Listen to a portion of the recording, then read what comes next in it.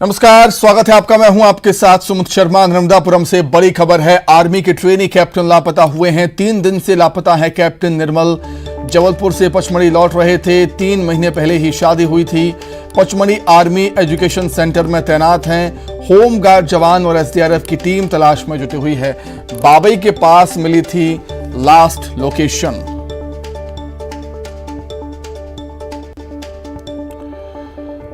तो बड़ी खबर नर्मदापुरम से। आर्मी के ट्रेनी कैप्टन लापता हुए हैं। 3 दिन से लापता हैं कैप्टन निर्मल। जबलपुर से पचमढ़ी लौट रहे थे। 3 महीने पहले ही शादी हुई है। पचमढ़ी आर्मी एजुकेशन सेंटर में तैनात हैं। होमगार्ड जवान और एसडीआरएफ की टीम तलाश में जुटी हुई है। बाबई के पास उनकी लास्ट लोकेशन मिली थी और बताया जाता है कि इनकी कार नाले में मिली है। आर्मी के ट्रेनी कैप्टन की कार नाले में मिली है और वो अभी भी हालांकि लापता हैं। 3 दिन हो चुके हैं, उनका कोई सुराग नहीं मिला। हालांकि कार उनकी नाले में मिली। जबलपुर से पचमढ़ी लौट रहे थे। 3 महीने पहले ही शादी हुई। पचमढ़ी आर्मी एजुकेशन सेंटर में तैनात होमगार्ड जवान और एसडीआरएफ की टीम तलाश में जुटी हुई है। बाबई के पास इनकी लास्ट लोकेशन मिली है और कैप्टन की कार नाले में मिली है।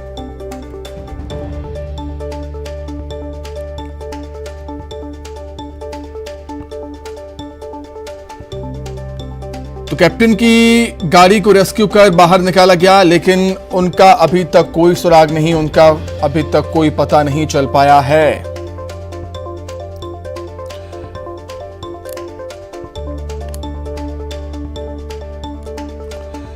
ज्यादा जानकारी के लिए सीधे नर्मदापुरम का हम रुख कर लेते हैं। शैलेंद्र कौरव हमारे साथ जुड़ गए हैं लाइव। शैलेंद्र, क्या कुछ जानकारी है? प्राथमिक जांच में क्या कुछ निकलकर सामने आया? हालांकि उनकी कार थी वो नाले में मिली है। क्या दुर्घटनाग्रस्त हुई थी कार?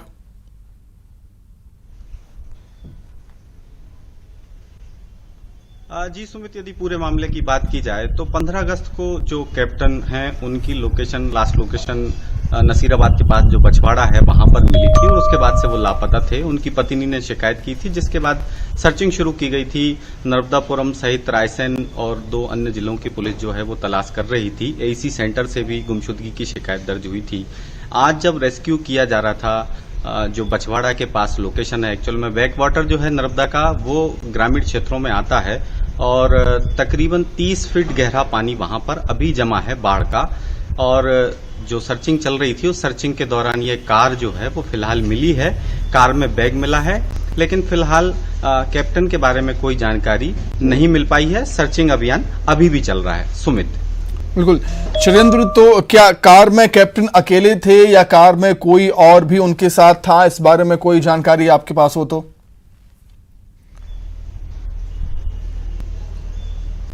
जी, जो जानकारी फिलहाल मिल पा रही है उसके अनुसार अपनी पत्नी से मिलकर के कैप्टन जबलपुर से AEC army training centre Pachmarhi जो है उसके लिए आ रहे थे।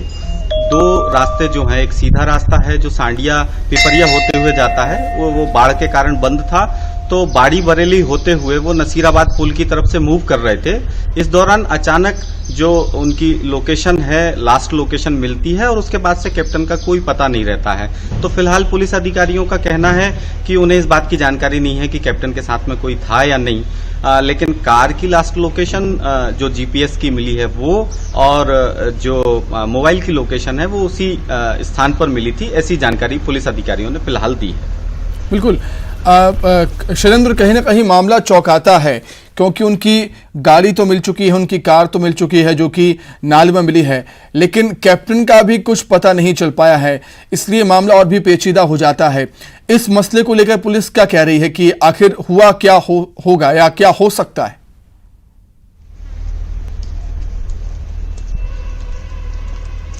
जी, पुलिस अधिकारियों से जब चर्चा हुई तो उनका कहना था कि जिस प्रकार से उनकी लास्ट लोकेशन मिली है और फ्लड अफेक्टेड एरिया है, तो संभवतः कोई दुर्घटना भी हो सकती है। लेकिन फिलहाल पुलिस कुछ भी साफ इसलिए नहीं कह रही है क्योंकि सेना से जुड़ा हुआ मामला है और कैप्टन से जुड़ा हुआ मामला है, तो पुलिस का कहना है कि पूरी जांच होने के बाद ही साफ तौर पर कुछ कहा जा सकेगा। फिलहाल जो है वो सर्चिंग भी चल रही है और पुलिस अपनी जांच भी कर रही है। मिलिट्री की भी टीम वहां पर मौजूद है, एसडीआरएफ की टीम भी मौजूद है। एसडीआरएफ सर्चिंग कर रही है, मिलिट्री भी अपने लेवल पर जांच कर रही है। सुमित, टीकमगढ़ से बड़ी खबर है, नदी से तालाब को जोड़ने वाली नहर टूट गई है। हरपुरा नहर परियोजना से नदी को तालाबों से जोड़ा जाना था। घटिया निर्माण के चलते नहर टूटी। 41 करोड़ की लागत से बनाई गई थी नहर परियोजना। 14 चंदेली तालाबों को इस परियोजना से जोड़ा जाना था और हर साल बारिश के मौसम में ये नहर टूट जाती है।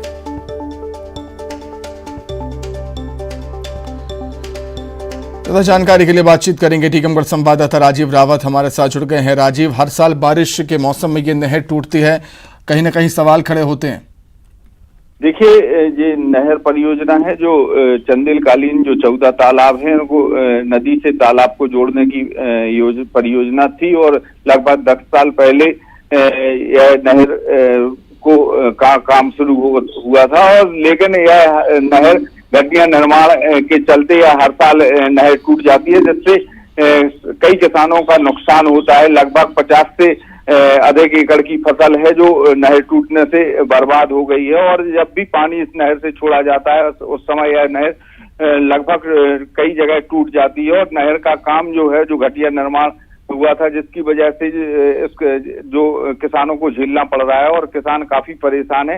इसकी शिकायत भी प्रशासन से बार बार किसान करते हैं, लेकिन जो प्रशासन है वो किसानों की समस्या पर समय रहते हुए ध्यान नहीं देता है, जिससे किसानों को भारी नुकसान उठाना पड़ता है। ठीक है राजीव, बहुत शुक्रिया आपका तमाम जानकारी के लिए, हमारे साथ जुड़ने के लिए। आगे बढ़ते हैं। धमतरी के बकोरी डैम का गेट फेल हो जाने से बड़ी आबादी पर मुसीबत का पहाड़ टूट पड़ा है। गेट अचानक पूरा खुल गया और पानी भारी दबाव के साथ बाहर निकलने लगा। वहीं पानी के दबाव को नहर झेल नहीं पाई और वो टूट गई। बांध का पानी खेतों और बस्तियों में घुस गया है। करीब 250 एकड़ की फसल डूब गई है। अचानक बस्ती में पानी भर जाने से हड़कंप मच गया है। प्रशासन ने तुरंत ही रेस्क्यू ऑपरेशन चलाकर कई परिवारों को बाहर निकाला और सभी को स्कूल भवन में शरण दी है।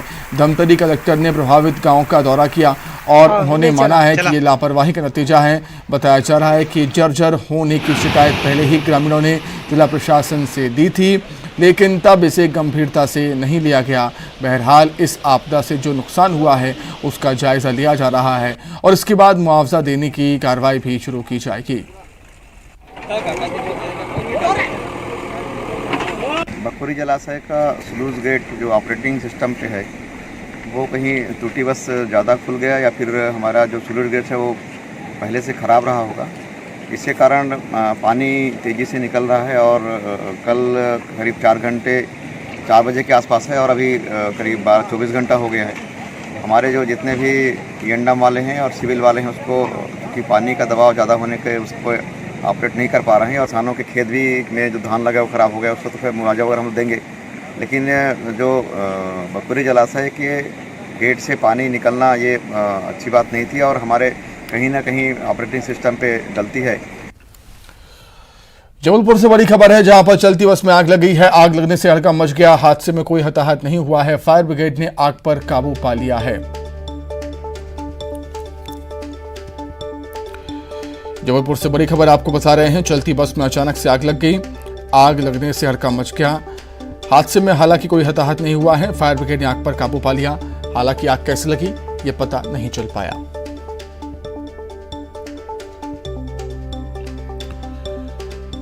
खबर जबलपुर से, जहां पर चलती बस में अचानक से आग लग गई। बस में आग लगने से हड़कंप मच गया। गनीमत ये रही कि हादसे में कोई हताहत नहीं हुआ है। जैसे ही आग लगने की जानकारी फायर ब्रिगेड को दी जाती है, फायर ब्रिगेड मौके पर पहुंचती है और आग पर काबू पाया जाता है। तो जानकारी के लिए बातचीत करेंगे। जबलपुर संवाददाता पवन पटेल जुड़ गए हैं फोन पर। पवन, क्या कुछ जानकारी है, कैसे आग लगी बस में? जी सुमित, आज सुबह करीब 10 बजे की ये घटना बताई जा रही है कि जब इंदौर जबलपुर बस जबलपुर पहुंची तो दीनदयाल जो बस टर्मिनल है वहां पहुंचने के पहले ही अचानक बस का टायर बस्ट होता है और उसके बाद चलती बस में एकदम जो घर्षण होता है उसके कारण टायर से ही आग लगती है और नीचे का हिस्सा जो बेस होता है बस का, वहां पर आग फैल जाती है। और जैसे ही आग लगने की घटना होती है, तत्काल ड्राइवर की सूझबूझ से बस को रोककर और तत्काल सभी यात्रियों को नीचे उतारा जाता है और आग बुझाने के प्रयास शुरू किए जाते हैं। और गनीमत ये रही कि चूंकि ISBT जो बस टर्मिनस है वहां पर एक फायर ब्रिगेड तैनात रहती है और तत्काल जैसे ही आग लगने की सूचना मिली, फायर ब्रिगेड की गाड़ी मौके पर पहुंची और उसने आग को बुझा दिया, जिससे कोई जनहानि नहीं हो पाई, कोई हताहत नहीं हुआ। लेकिन घटना के कारण बस को जरूर कुछ नुकसान हुआ है और काफी देर तक इस घटना के बाद मौके पर हड़कंप की स्थिति बनी रही, लेकिन कोई नुकसान नहीं हुआ, किसी को चोट नहीं है, कोई घायल नहीं है। तो ये गनीमत रही कि हादसे में किसी को नुकसान नहीं हुआ, लेकिन इस घटना से काफी देर तक हड़कंप मचा रहा। फिलहाल बस को किनारे कर दिया गया है, ट्रैफिक जाम के हालात भी नहीं है और सब नॉर्मल हो चुकी है परिस्थिति। पवन, क्या कुछ जानकारी है, जब बस में आग लगी थी तो क्या उसमें यात्री सवार नहीं थे, लोग नहीं बैठे हुए थे? जी, जब बस में आग लगी, चूंकि बस जबलपुर पहुंच ही रही थी और बस टर्मिनस के नजदीक ही पहुंचने वाली थी, उससे लगभग 200 मीटर पहले ही, चौराहे के पहले ही ये घटना हुई है। तो उस समय बस में सवारियां मौजूद थी, लेकिन चूंकि टायर बस्ट हुआ, आग जैसे ही टायर से ऊपर की तरफ निकली, धुआं निकलना शुरू हुआ, तत्काल ड्राइवर ने बस को रोक दिया और सभी यात्रियों को पहले बाहर निकाला। उसके बाद आग बुझाने के प्रयास भी तत्काल शुरू हो गए। चूंकि ये रोड की घटना थी, जो मेन सड़क है, मुख्य मार्ग है, तो आसपास जिन्होंने भी ये नजारा देखा वो भी अपनी तरफ से तत्काल आग बुझाने के प्रयास में जुट गए, जिसके कारण बड़ा हादसा टल गया। ठीक है पवन, बहुत धन्यवाद आपका तमाम जानकारी के लिए। तस्वीरें भी सामने आ चुकी हैं, आप देख सकते हैं किस तरीके से धुएं का गुबार उड़ता हुआ बस से नजर आ रहा है। जैसा कि हमारे संवाददाता बता रहे हैं कि अचानक से बस का टायर फटता है और उसके बाद टायर में आग लग जाती है। गनीमत ये रही कि कोई हताहत नहीं हुआ है। ये देखिए तस्वीरें, आग की तस्वीरें, टायर से आग की तस्वीरें निकलती हुई आपको नजर आ रही होंगी। अब बात महंगाई की मार की। छत्तीसगढ़ में दूध के दाम बढ़े हैं। देवभोग दूध 2 रुपये प्रति लीटर महंगा हो गया। अमूल और मदर डेयरी के बाद देवभोग दूध के दाम भी बढ़ गए हैं। 1 लीटर दूध के पैकेट की कीमत 52 रुपये और आधा लीटर पैकेट के दाम 28 रुपये हो गए हैं। आज से नई कीमतें लागू हुई हैं। तो छत्तीसगढ़ में एक दूध के दाम बढ़े। देवभोग दूध 2 रुपये प्रति लीटर महंगा हो गया। अमूल और मदर डेयरी के बाद अब देवभोग दूध के भी दाम बढ़ गए हैं 2 रुपये प्रति लीटर। मदर डेयरी के बाद में अब देवभोग दूध के भी दाम जो है वो बढ़ गए हैं। 2 रुपये प्रति लीटर बढ़ा और इसके चलते दिक्कतें शुरू हो गई है। बात करते हैं जो यहाँ पर देवभोग दूध की जिनके पास एजेंसी है, ये दाम बढ़े हैं। दूध का आज से 2 रुपया लीटर पर बढ़ गया है और ग्राहकों से लोग झंझट होता। बोलते हैं पहले साल भर में 8 आना बढ़ता था, अभी क्या है हर 2 महीना में 2 रुपया लीटर बढ़ जाता है। रोज झंझट हो रहा है दूध ग्राहकों से। 1 महीने में अभी अगर बात करें कुछ पिछले 6 महीनों में कितना रेट बढ़ा है? 6 महीना में अभी आपका 2 महीने में 2 रुपया बढ़ रहा है, 6 रुपया लीटर बढ़ जा रहा है। तो चिल्लर जो बेचते हैं वो और बढ़ा के बेचेंगे? वो तो 1 रुपया ज्यादा बढ़ा के बेचेंगे ना, ठंडा फ्रीज करेंगे, 1 रुपया ठंडा करके बेचते हैं। तो उन लोगों को आपका जैसे 2 रुपये लीटर बढ़ा है तो उन लोग 4 रुपये लीटर बढ़ा देंगे। अच्छा, बाकी जो डेयरी प्रोडक्ट है उसके भी बढ़ जाएंगे क्या फिर? सबका बढ़ा भी है और बढ़ेगा भी। और तो नाराजगी दिखा रहे थे लोग आपके पास? ग्राहक बहुत पहले ग्राहक क्या बोलते थे कि पहले 2 साल में 50 पैसा बढ़ता था, मतलब 1 रुपये लीटर बढ़ता था। अभी क्या है ना 2 रुपये लीटर बढ़ रहा है, वो भी 2 महीना में। अभी 2 महीना पहले ही रेट बढ़ा था, जो 2 रुपये लीटर बढ़ा था। अभी फिर अभी 1 महीना हुआ, उसके बाद 2 रुपये फिर लीटर बढ़ गया। तो इसी के साथ ही फिलहाल इस बुलेटिन में इतना ही। खबरें लगातार जारी हैं। नमस्कार।